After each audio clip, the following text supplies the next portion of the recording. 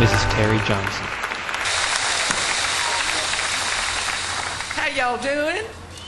Doing okay? Well, I heard some of you New Yorkers out there tittering a little bit when I said I was from Mobile. Some of you folks in Massachusetts laughing when I'm Mobile, but we're very cosmopolitan in Mobile. And in fact, during the last political campaign, George Bush came through our town. I was able to ask him a question. I said, Mr. Bush, what do you think about Roe versus Wade? And he answered me, he said, I believe that's a decision George Washington had to make before he crossed the Delaware. Well, I don't know if you've ever been in Mobile or not, but we had the best looking state troopers. Ooh, they're hot. And I got to tell you, one of them was chasing a car the other day, speeding, finally caught him. And he said, look, he says, it's 5 o'clock on Friday afternoon. I'd like to get home. If you can give me an excuse I've never heard before, I'll let you go. He says, well, sir, my wife ran off with a highway patrolman. I was afraid you were bringing her back. Now, I don't know how many NASCAR fans are out there. Yeah. Well, I finally found out what it means. Non-athletic sports centered around rednecks. Well, my job took me to Washington, D.C., and I was put up in a hotel downtown, and all the government buildings were around. They didn't have any names on them. But I went up to a man on the street, and I said, sir, could you tell me which side the State Department's on? And he said, ours, I think. One of my girlfriends works for NBC, and she was kind enough to invite me along when she interviewed Jennifer Flowers. She said, Miss Flowers, was your experience with Bill Clinton similar to that of Monica Lewinsky? Close, but no cigar.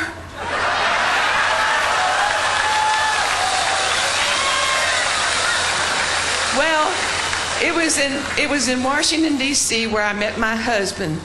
I knew the minute I met David he was Mr. Right, but I didn't know that his first name was Always.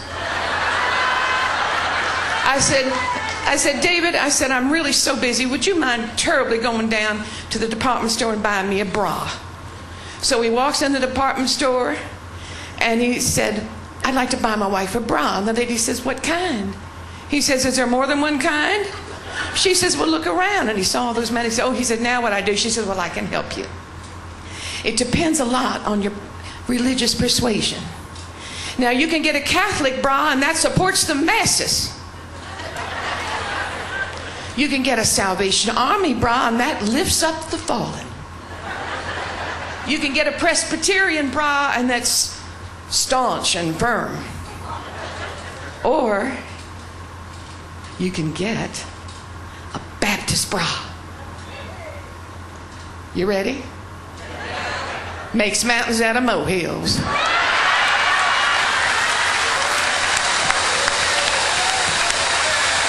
Thank you. Well, while he was there, he decided he'd buy me a little present. He's good that way. And he brought a beautiful peignoir, nightie, very, very sheer. It cost him $350. He came home and he said, honey, go upstairs and put that on. I want to see it. Well, I looked at it and I thought, gee, suppose I get sick and have to go to the hospital. I'd have something pretty. Or I could take that back and look what I could do with $350. I thought, he won't know the difference. I'll just go downstairs naked. So I walk on down the stairs. He says, good Lord, I paid $350. You could think they could have ironed it.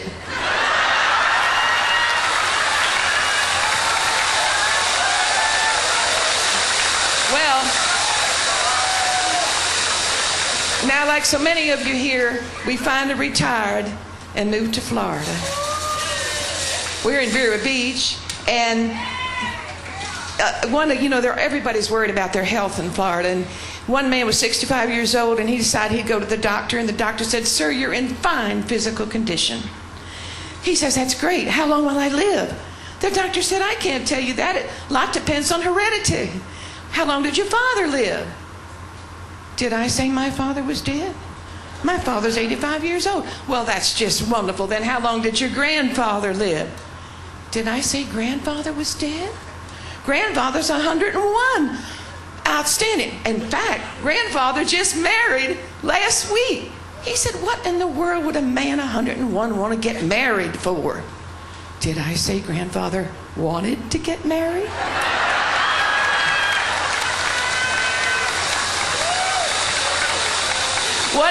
One man came up to me and he said, Terry, I have just bought a new hearing aid. It cost me $4,000, but it's worth it. It's state of the art. I said, well, what kind is it? And he says, 1230.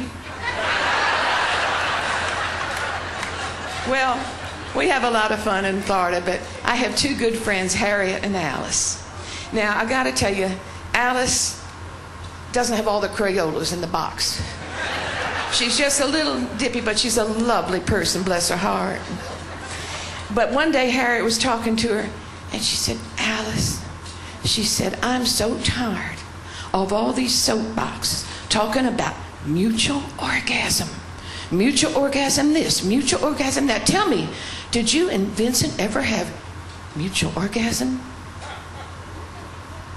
No, I think we had State Farm.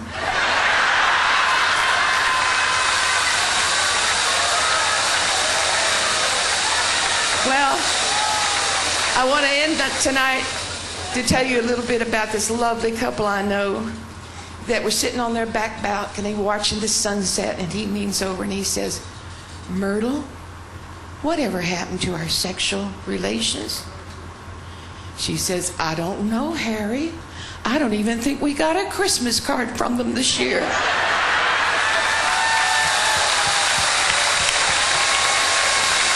Ladies and gentlemen, Terry Johnson.